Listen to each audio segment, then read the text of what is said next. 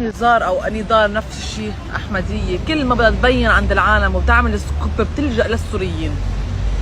يوم ما بيعرفوا الشوكولامو، ويوم ما عندهم فيروز، وما عندهم ما بعرف شو، ما عندهم ما بعرف شو. خي بكفي انه عندهم جورج وسوف، هذا غير نزار قباني، غير منى واصف، غير كثير من اشخاص، بكفي انه عندهم جورج وسوف. انت ما بعرف شو هالعنصريه اللي فيك يا مخلوقه. عندك تكوني حابت لك شي واحد سوري زمان وضحكنا عليك وفالن، مش مقبول. انا شو بكره هالعنصريه بهيدي الدنيا.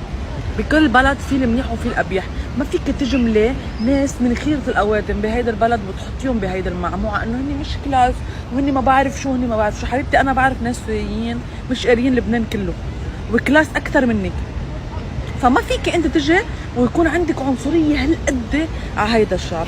اوكي في اشخاص ما بتحبيهم، هيدا رأيك بتحتفظي فيه، بس ما تطلعي وتكبي هالكره والعنصرية على العالم. مش مقبولة على فكرة، ما بتمثلينا عن جد، ما بتمثلينا. كل ما بدك تعملي سكوب على حالك وتبيني بس تنطفي تطلعي وبتكبي سمك على السوريين.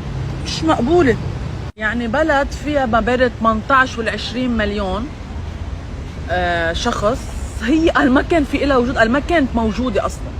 ما هي من بلاد الشام، يعني سوريا ولبنان وفلسطين هول من بلاد الشام، يعني هي سوريا هي الأساس.